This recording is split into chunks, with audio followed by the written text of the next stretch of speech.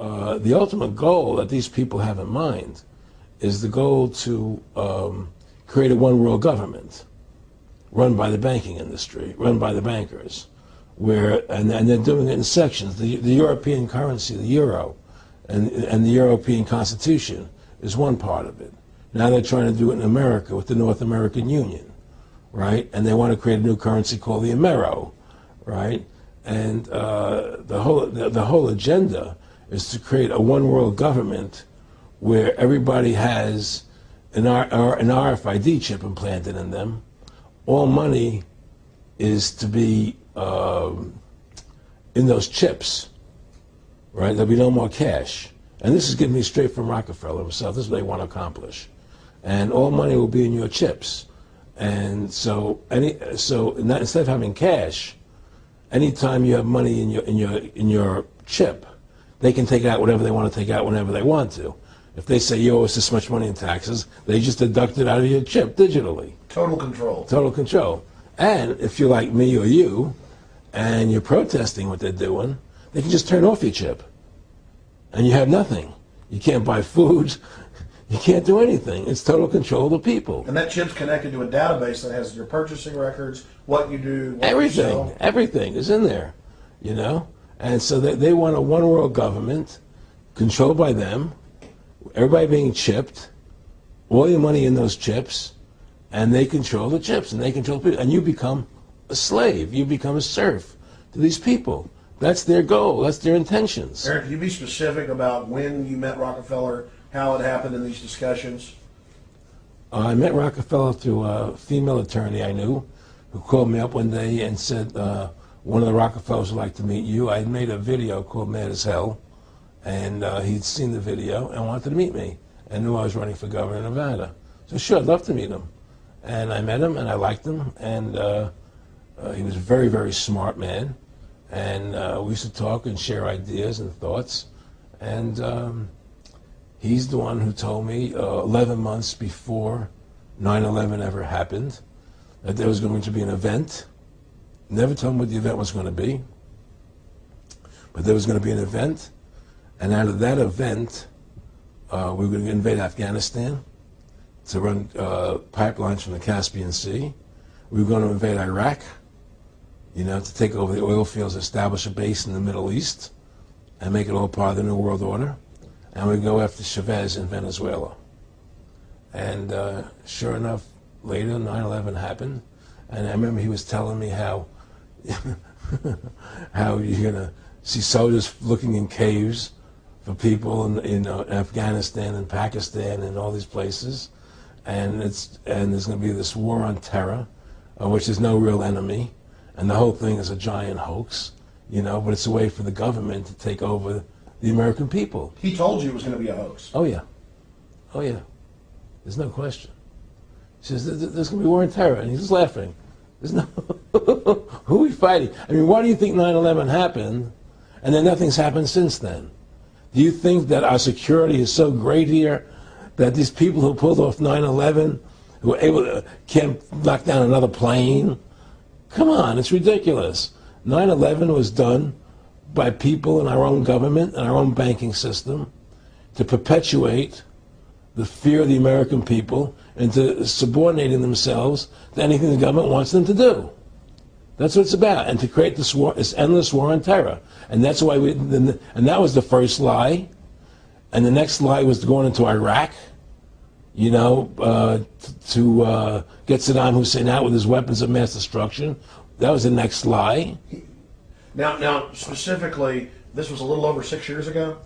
This was 11 months before 9/11. Yeah. And Nick Rockefeller, who's a lawyer, he's become your friend over the previous years, and he's saying to you that there's going to be this big event, and then out of that we're going to have a war on terror, and it's just going to go on and on. Right. An endless war on terror without any real enemy.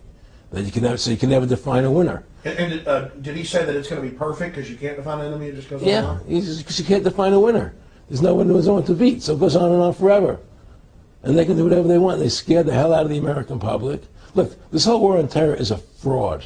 It's a farce. It's very difficult to say it out loud because people are intimidated against saying it. Because if you say it, they want to make you into a nutcase. But the truth has to come out. That's why I'm doing this interview. The fact of the matter happens to be that the whole war on terror is a fraud. It's a farce. Yeah, there's a war going on in Iraq because we invaded Iraq. And people over there fighting, you know. But the war on terror, it's a joke, you know. And until we discover what really happened on 9/11 and who was responsible for 9/11, because that's where the war on terror emanates from. That's where it comes from.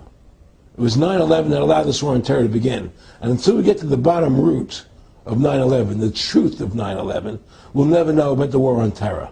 Aaron, you said that he was, and I think it's important, and I know this about the Rockefellers, from Dr. Dennis Cuddy and many others, who literally, you'll be 20 years old in a lunch line at college, and there's David Rockefeller. And they're experts at recruiting and getting what they call players, and that clearly he was, I want to make it specific and just get you to reiterate what you said last night about you got 30% of the vote, you were having an effect, you made mad as hell, they knew that you'd started the Constitution Party, they knew that you were somebody who was taking action and getting things done, you'd already made some big films, had a lot of other successes, right. So they were trying to recruit you, and didn't it come down to the point of, hey, we are here to recruit you, and don't worry, your chip's going to say, don't mess with us, you know, this guy's don't touch. Yeah, yes, that did happen. Now, I was definitely being recruited, but it's more subtle than that. Well, in your words, just go through the process, and then what he said to you. Well, what it is remember, we were friends, and we used to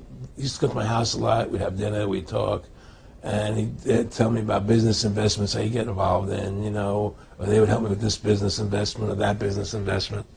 And was I interested in joining the Council on Foreign Relations? You know, I would have to get a letter to join them, but was I interested in that? And, you know, just stuff, you know, leading you on. And I used to say to him that I never really did that because that wasn't where I was coming from. You know, as much as I like you, Nick, you know, your ways and my ways we're on the opposite side of the fence. You know, I don't believe in enslaving people, you know, and he would come back with, oh, I do? Or? Well, it would be more like, you know... It's better for them. Well, it's more like, you know, how do I put it? It was like, what do you care about them? What do you care about those people? What difference does it make to you? Take care of your own life. Do the best you can for you and your family. What do the rest of the people mean to you? They don't mean anything to you. They're just serfs. They're just people. You know, it was just a lack of caring, you know, and that's just not who I was. It was just sort of like cold, you know. It was just like cold, you know. And I used to say to him, what's the point of all this? You have all the money in the world you need. You have all the power you need. What's the point? You know, what's the end goal? And he said the end goal is to get everybody chipped, to control the whole society, to have the bankers, the elite people, you know, the bankers and some governor controlling the world.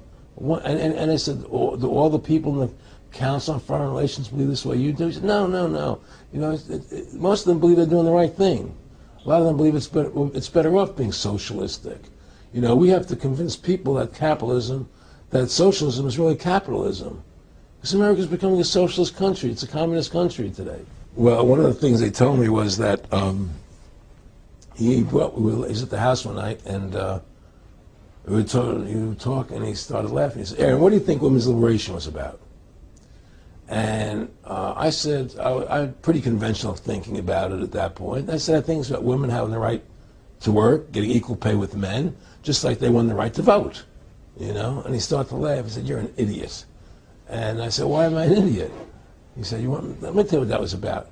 We, the Rockefellers, funded that. We funded women's lib, you know?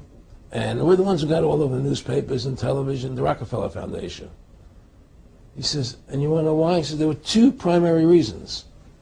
And one reason was we couldn't tax half the population before women's lib. And the second reason was, now we get the kids in school at an early age. We can indoctrinate the kids how to think. It breaks up the family. The kids start looking at the state as the family, as the school, as the officials, as their family, not as the parents teaching them. And so those are the two primary reasons for women's lib, which I thought up to that point was a noble thing. You know, when I saw their intentions behind it, where they were coming from when they created it, the thought of it, I saw the evil behind what I thought was a noble adventure.